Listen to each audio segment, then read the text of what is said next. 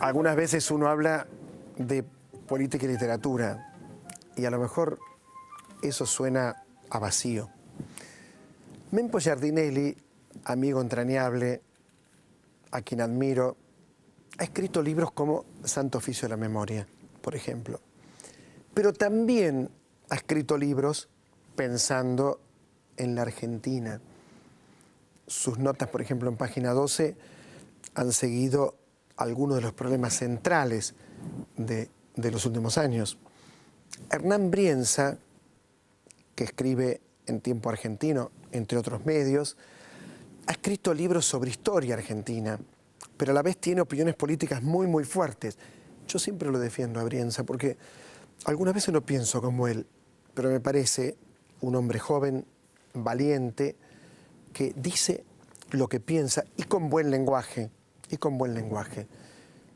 También como historiador, ¿no? Tiene una mirada sobre la historia que es propia de Hernán. En este bloque, Mempo Giardinelli, Hernán Brienza.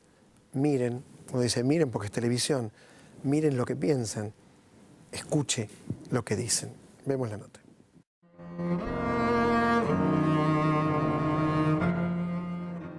Continuamos transmitiendo directamente desde París un programa en vivo. Cuando hacemos un programa en vivo, la verdad que podemos tener algunos problemas de sonido. Aquí hay mucho ruido ambiente y algunas veces se hace difícil incluso escucharnos entre nosotros. Le pido que nos tenga paciencia, que nos disculpe, pero esto es así y además hacer este programa desde este lugar nos da una enorme, pero enorme satisfacción. Y sobre todo, recibir siempre amigos, porque hay algo que es cierto, entre los escritores, entre los artistas plásticos, hay una comunidad, puede haber alguna diferencia, pero sobre todo hay cierta hermandad, uno podría decir. Está Mempo Giardinelli, Hernán Brienza, o Hernán Brienza, Mempo Giardinelli. No tienen problemas de cartel, ¿no es cierto? Y Osvaldo Quiroga. No, Osvaldo Quiroga no cuenta. Hernán, ¿cómo vinculás tu trabajo, incluso tu pensamiento político, con libros que has escrito, con la cultura, ¿no? Con la historia, que es algo que permanentemente estás trabajando? Sí, yo creo que hay como varias formas de emprender un debate sobre cultura y política, ¿no? El más fácil es hacer una teoría sobre qué significa la cultura en un país, qué significa la cultura política, qué significa la cultura en términos de democracia. Y después hay otros debates que tienen que ver con las políticas culturales. Y las políticas culturales, ¿hacia dónde van? Las políticas culturales, ¿cómo reemplazan las lógicas del mercado? ¿Qué puede hacer el Estado en las lógicas del mercado? A mí me parece que es muy interesante pensar la cultura también como objeto de la política, porque si no, la cultura, y cuando me refiero a la cultura ya no me refiero a la cultura en términos amplios, sino a las manifestaciones artísticas. Cuando uno tiene que pensar en las manifestaciones artísticas, si uno las piensa desde el lugar del mercado, y si las piensa desde el mercado editorial, o del mercado de la plástica, o del mercado de la música, hay una serie de desigualdades que se generan respecto de coberturas de artistas, escritores, que no pueden llegar al gran mercado y que el Estado tiene que estar ahí para resolverlo, pero no solamente en términos económicos, sino en términos de discursos políticos. El Estado tiene que garantizar la mayor cantidad de discursos posibles dentro de una sociedad, que circulen la mayor cantidad de discursos artísticos en una sociedad. Y esa forma no solamente tiene que ver con lo económico, con lo que vende, con las cuestiones ideológicas, sino también con la igualdad de oportunidades, ¿no? Yo creo que los escritores, los músicos, los artistas tienen la posibilidad de llegar acompañados por el Estado sin que ese Estado marque, como en las viejas épocas del siglo XX, las políticas creativas, ¿no? El realismo socialista, ese tipo de cosas, uno está en contra de ese tipo de manifestación del Estado en el arte, pero sí en la posibilidad de ocupar los resquicios que deja el mercado y que generan una gran desigualdad en la forma de creatividad y en la forma de acceso a la cultura. Como protagonistas de la cultura, es decir, como creadores, pero también como benefactores de la cultura, es decir, ¿quién recibe la cultura? la gente de bajos recursos, los sectores populares, ¿tienen el mismo acceso a la cultura que los consumidores de clase media? Bueno, el Estado tiene que zanjar esas cuestiones y ese debate, me parece. Bueno, alguien que ha hecho una obra extraordinaria, pero extraordinaria porque lo he vivido varios años en el Chaco, es Mempo Giardinelli con su foro, ¿cierto? Ahí me parece que has hecho una obra cultural muy, muy importante. ¿Qué pensás de lo que dice Hernán? Y bueno, y también que nos cuentes algo también de lo que has hecho en el Chaco. Yo creo que comparto en general lo que dice Hernán, porque creo que, y además celebro que esto lo decimos en un lugar que es mercado puro, pero al mismo tiempo las ferias de libros que son mercados no pueden o no tienen sentido si no hay un Estado como el Estado francés, como el Estado argentino, que de alguna manera tiene, digamos, toda la búsqueda de todo lo otro. Esa es una labor muy importante del sector público, también el sector privado o el sector llamado el tercer sector o intermedio, que son las fundaciones, las ONG, tenemos una enorme labor que hacer ahí. Yo la emprendí hace más de 20 años y sí, tratamos de hacer nuestra pequeña colaboración, trabajamos en distintas cosas que hace la fundación, no las voy a mencionar ahora, vos las conocés. Bueno, creo que es una especie de vínculo con la labor cultural y en mi caso particular es una manera también de separarme cuando trabajo individualmente, porque yo creo con Ricardo Pila, que es el que empezó a hablar de esto hace muchos años, que los escritores escribimos contra la política.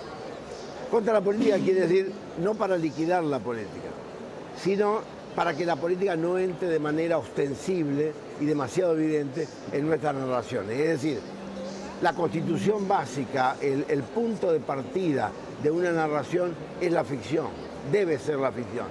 Claro, como al mismo tiempo somos ciudadanos de un país que ha pasado por todo lo que pasó en Argentina, que tiene su propia tragedia, por lo menos 200 años, Hernán sabe más que yo de esto, por lo menos 200 años de una permanente tragedia, es casi inevitable que, digamos, los factores políticos, las crisis, la realidad real de una sociedad quiere como que entrar por la ventana y a veces es muy difícil detenerla. La misión del narrador es tratar de detenerla. No erradicarla, repito, pero tratar de que no sea quien esté al comando del barco de una narración. ¿Se entiende? Perfectamente. Ahora, vos sos muy modesto, lo que has logrado en Resistencia es extraordinario. Viene gente de distintas provincias, participan miles y miles de personas. Quiere decir que se puede crear algo como lo que has creado vos en otras partes de la Argentina. Pero no es un mérito exclusivamente mío. Yo tengo, quizá entre todos mis defectos, una modesta virtud que tengo es que sé trabajar en equipo. Me gusta trabajar de manera plural, horizontal, y tengo un equipo fantástico de gente que desde hace muchos años colabora con entusiasmo, un enorme voluntariado. Ninguno de nosotros gana un mango, nadie cobra un peso. Esto me importa decirlo. No tenemos subsidio, no queremos subsidio, todo se hace a pulmón y es un voluntariado maravilloso. Todo lo que hacemos en la Fundación es así. Ladrillo por ladrillo está puesto con el esfuerzo de toda esta gente. Entonces, yo tengo confianza absoluta en todo ese esfuerzo. Y esto es lo que permite que nos potenciamos todos, digamos. Pero para que tengas una idea, Hernán también ha estado en nuestro foro. El foro del Chaco que hace nuestra fundación son unas 180, 200 personas que están trabajando todo el año para que esto funcione. Claro, necesitamos también digamos, no un apoyo específico del sector público, pero lo tenemos. Y también el sector privado, y también lo tenemos. Y sobre todo la sociedad, nosotros trabajamos con docentes, con bibliotecarios, con estudiantes. Así que bueno, sí, no voy a hacer falsa modestia, algo de mérito por ahí me cabe, pero es una cosa muy plural, muy grupal. Recién elogiabas el libro El Éxodo Jujeño, es el título del libro de Hernán Brienza. ¿Cuál es tu último libro, Hernán? La democracia de los bárbaros. Es una recopilación de notas en tiempo argentino que hice en los últimos 5 años y que en algún punto dan cuenta de lo que ocurrió en estos 5 años con eso que se denomina o se llama kirchnerismo, ¿no?, en la política argentina. Y algo curioso, ¿no? El último libro de Mempo Giardinelli es su primer libro. Contá brevemente cómo ocurrió esto. Cuando yo me tuve que ir del país, la novela que fue secuestrada y quemada además, a mí yo la rechacé después, problemas psicológicos, digo que durante más de 30 años, casi 40 años, no la consideré a esta novela. La consideraba una novela menor, una novela íntimamente maldita. De hecho, en ninguno de mis libros, en todos estos años, no figuró ni siquiera en la ficha biográfica. La negué totalmente. Digamos el título. ¿Por qué prohibieron el circo? Y salió ahora en Edasa casi por casualidad, porque mi editor, Fernando Fagnani, tuvo el ímpetu de hacerlo. Él tuvo el ímpetu y de alguna manera me convenció de sacarla. Bueno, y ahí está. Mempo Giardinelli y Hernán Brienza, muchas gracias por participar en el Salón del Libro. Y un honor tenerlos en este programa especial. Gracias a los dos. Muchas gracias. Enseguida volvemos, estamos transmitiendo en directo desde París este programa especial. En instantes continuamos por la televisión pública.